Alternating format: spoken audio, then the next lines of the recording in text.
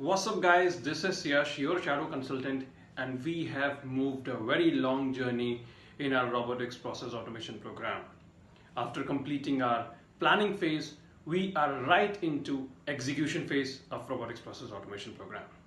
So once you have completed your planning phase in a good way, once you have initiated your program in a very good way, execution is just a piece of a cake.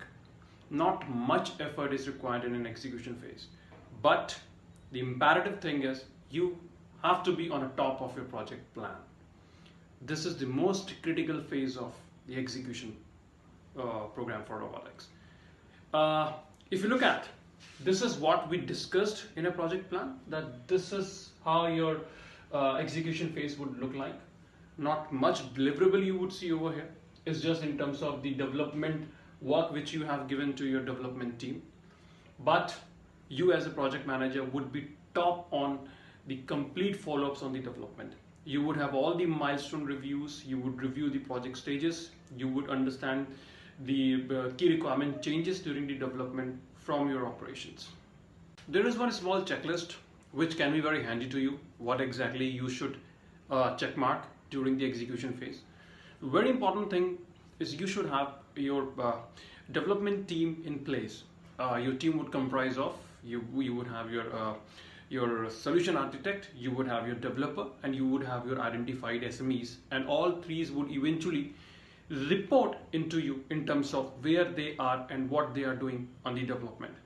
Then you should have your relevant documents in place. You remember we had all the documentation done during the planning phase, wherein we wanted to have our HSLD, our PDDs, SDDs. We had all the relevant documents. These documents would be referred in the development. Another important thing which you should consider is availability of your test cases. When I say test cases, I'm referring to your test order which you might want to run on your solution during the development. So make sure you have those test cases prepared in test environment, because your development is not going to happen on live environment. You would need an access to test environment. So the important thing you as a project manager should do, get the test cases for all the processes or all the scenarios which you've identified, get the test environment ready for all the applications, get them in place so that later on during the development you would not waste your time in terms of running around for those guys, looking for the various stakeholders or the applications owners and getting these things signed off. Get these things in place before starting the execution of your development.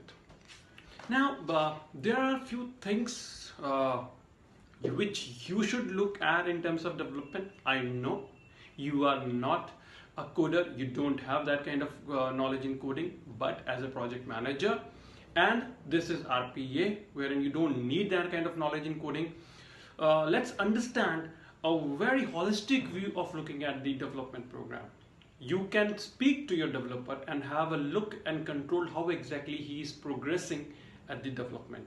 The first thing is modularity of your development. Modularity, I mean, you need to break down your program into nth level. Break down it into all the components.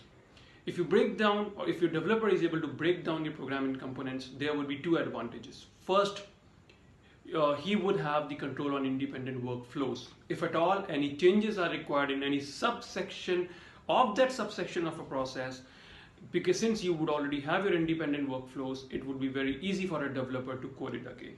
Second advantage is you would have various set of developers working on the individual workflows during development.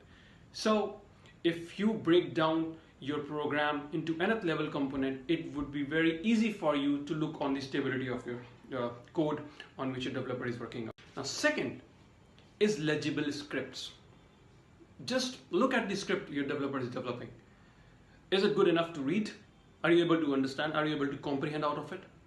It is not a rocket science. You should be able to understand the naming conventions he is being using on your script. You should be able to understand what kind of workflow he is assigning to each script. Because everyone is replaceable. You don't know whether your developer would leave during the journey of your development program. Then if you appoint a new developer, he should be able to understand by looking at the script on what part he is working on. So make your script legible. Just look at your developer, ask your solution architect to prepare the script in such a way that it can be easy to comprehend for me, for you, for your operation people, for anybody you are going to show your development program. Yes, yeah. Keep it short and simple. No complex terminologies, no complex methodologies. Try to have the coding very short and simple, easy to comprehend, easy to understand. And yes, please ask your development team to take break. Don't give them a burden of work, because the kind of technology, the kind of process they are working on sometimes requires an out-of-box thinking. So if they would be working in a conducive atmosphere where you as a project manager supporting them, they as a developer are open what kind of challenges they are facing, I think the complete journey takes a good shape. During the execution, once you will be completing the execution phase, there are another important thing which you would be working on your UAT testing, user adaptability testing or user applicability testing, wherein the code has been developed, there are certain test cases, test volume, your developer would be running, the bot would testing the cases, testing the volume.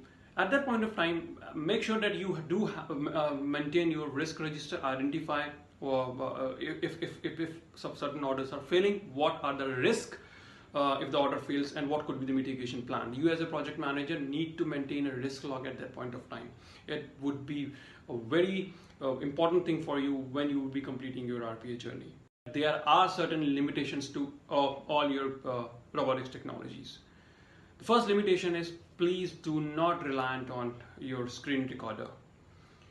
Try to jot down the process or try to do your keystroke level analysis of the process rather than relying on desktop recorder.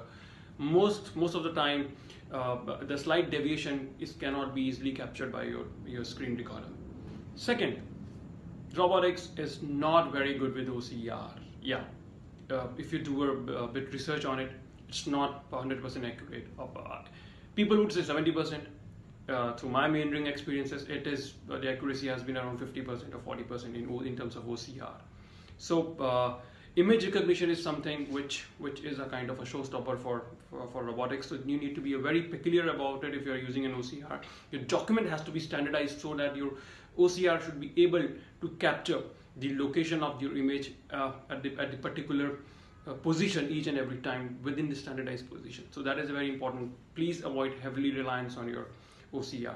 So guys, this is what is required during the execution phase. Be at the top of your execution phase.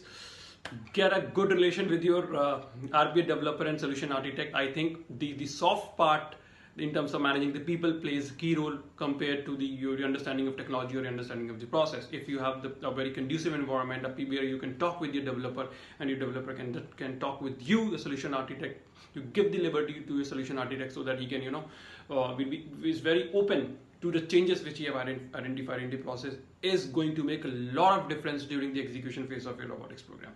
So guys, this is what I wanted to discuss with you for the execution phase.